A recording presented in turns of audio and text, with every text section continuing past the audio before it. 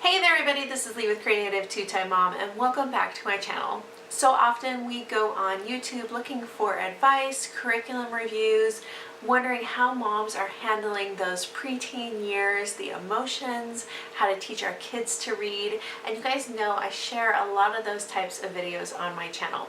And if we're not careful, it can seem like, hey, she's got it all together, why can't I do it all? Well, that's just not true. And to dispel that myth, today I'm going to share with you 10 things that we don't do in our homeschool. So welcome back to Creative2xmom if you're a recurring viewer, and if you are new to my channel, thank you so much for joining me.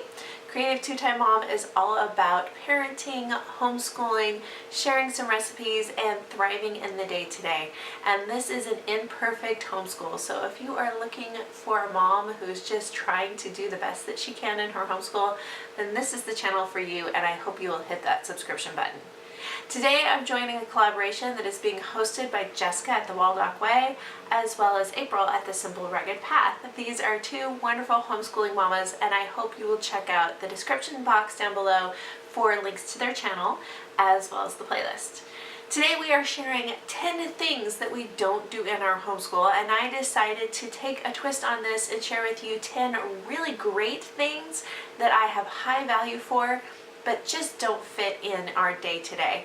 They're things that I would love to see by a part of our homeschool, but for this season of life, they're just not. And that's okay, because every homeschool is unique and special, and these are the 10 things that for this season in our life just don't fit.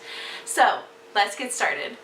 So the first thing that I want to share with you that we don't do is copy work, and I understand the value of it.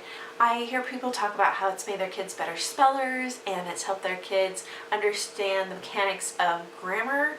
For some reason, it's just one of those things that we've never done. I think it came to me too far in our homeschooling journey, and I just have not been able to let go of the spelling curriculum and the grammar curriculum.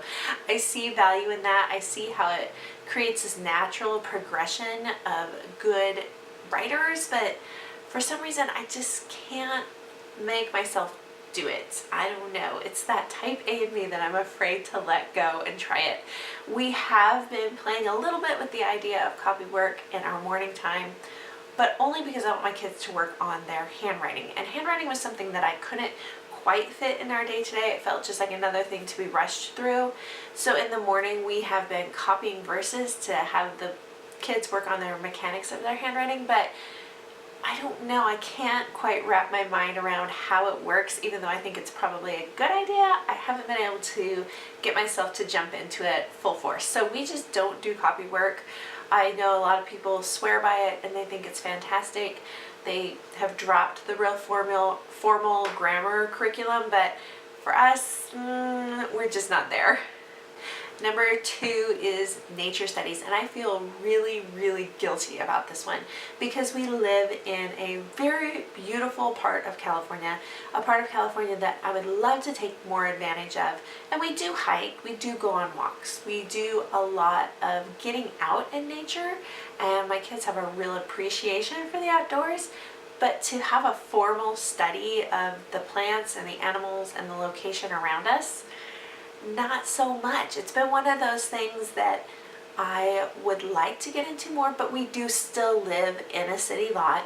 So for us to get out and take a nature walk, even once a week, is kind of difficult. It's a real process for us to get off our street to drive somewhere and actually be in nature, if that makes sense. I try to include some of those nature studies as much as I can in our science curriculum or touch on it in our morning time, and we do like to garden, but as far as having a real formal nature study, that just hasn't happened. Number 3, no Latin. I just can't bring myself to do it. I think it would maybe help with the prefix suffix, I don't know, dilemma, but if we're going to do another language, I want to do Spanish, or I want to do sign language, or I want to do maybe Russian, something that my kids can speak and they can get more practice in. And thus far we just have not been able to squeeze in another language. My kids have taken language courses at their charter in the past. They're not currently, but I can't wrap my mind around why I would spend the extra time to learn Latin. Number 4, no instruments.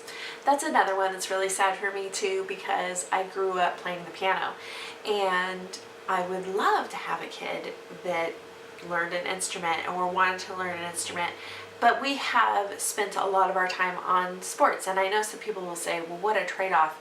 For me, it has been about helping my kids find something that keeps them active, that they love. I'm always looking for ways to keep my kids active, but not just saying, okay, we're gonna run a mile today, or we're gonna do this. I want them to do something that they enjoy, and that's why we have relied heavily on sports quite a bit, is because I feel like the nutrition and the active lifestyle is very important to us. But the flip side of that has meant that we haven't done instruments. And my youngest is thinking that he maybe would like to do an instrument someday, so that's encouraging, although I don't know when or how. Of the other 2, I have one that I think would really enjoy it, and I have tried to encourage, and I've got a lot of kickback that this child is not interested. So I don't know, no instruments. I think it would be a really great life skill, something that would be really enjoyable, but at this point in our journey, it's just hard to fit another thing in. Number 5, a lot of homeschoolers do this. We do not. There's no homesteading. We are not homesteaders. I know a lot of homeschoolers do, and I think that is great, and it's something that I would be interested in the future. I just don't know how to work that on a city lot. So we do garden. We do put in herbs and a few vegetables, but our seasons are kind of wonky around here. It gets really hot really early, and so I don't know how to handle that as far as a garden is concerned. We have wanted to do chickens for a really long time. Myself and my oldest have wanted to do chickens since he was really young. But again, it's a city lot and just not the space that I would like to have for that, plus still have an enjoyable place to entertain and be in the yard. So we don't homestead. We do a lot of baking from scratch. We do that, and we do grow some of our own herbs and a few vegetables, but that's it. Number 6, I don't do a real formal health study with my kids. There have been times in the past that we have done health and safety from Abeka, or we have done, I can't remember what it's called. It's the health curriculum from Rod and Staff. I've included it in our morning basket at times. But right now we're in a season where we're not really doing that. I find a lot of the health information kind of comes from just daily living and life and parenting, and so we don't do a real formal health education study. I think if my kids were to go to public school, that would probably be a surprise to them because those things are taught. Funny story, my oldest went to public school for a couple of years, and they did a nutrition unit. Well, he got knocked down. He missed 1 point on his test, and that was because they asked him what category raisins should be in. In the state curriculum, raisins should be in the fruit category. In our household, they are a sweets and very rare treat. We don't give out raisins because of the cavity issue.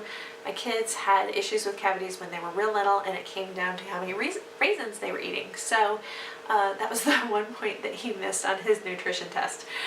So I think there would probably be a few things that they would probably go to school and say, wait a minute, what are we talking about? Because we don't do a real formal study, and when we do study health and safety, it kind of clashes with some of the stuff that's actually taught in the classroom. Number 7, I don't do timelines.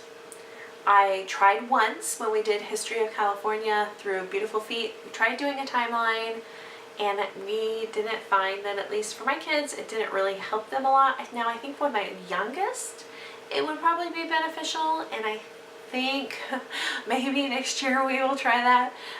But currently we just don't do a timeline. I don't have the space to hang it. I don't have a homeschooling room. We homeschool at our dining room table, and I already have posters up in my dining room. I just am not into having a timeline wrapping the perimeter of the room, so I don't know, just hasn't been a priority. Number 8, we don't volunteer. I would love to find some volunteer opportunities with my kids, especially as my youngest now is in 2nd grade. I'm feeling like it's a little bit more of a possibility, but because we don't work with a co-op and I just don't know how to approach some of those things as far as getting our foot in the door, and I haven't made it a priority to figure those things out.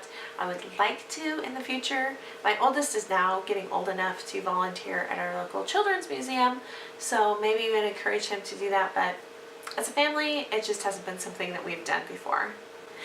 Number 9, I don't have any dramatic children.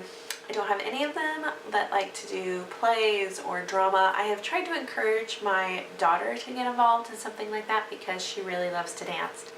Can't get her into it. So along with no instruments, I don't have kids doing dramatic things.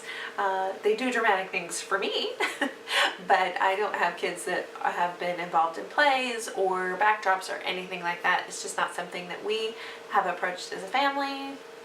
Maybe in the future. And number 10, we are not involved in a co-op. When we first started this homeschooling journey, I wanted to be under the umbrella of a charter school. And we have had a great experience with our charter school where our kids can take core classes or they can take elective classes, they can go on field trips.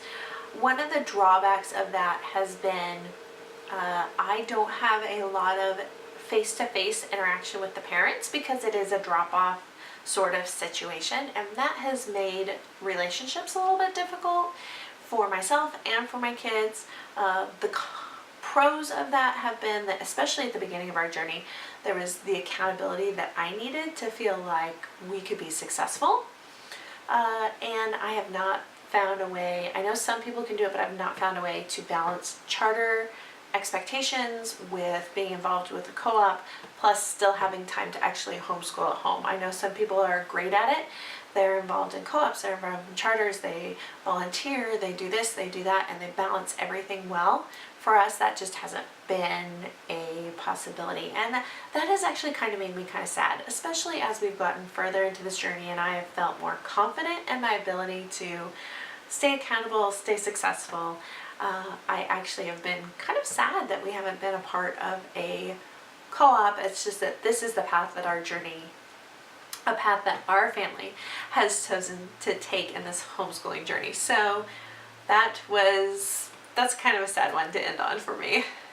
So those are our 10 things that we just don't do in our homeschool. I can see a few of those things being incorporated and being a possibility in the future, especially like I said with maybe learning an instrument or wanting to do a more formal nature study.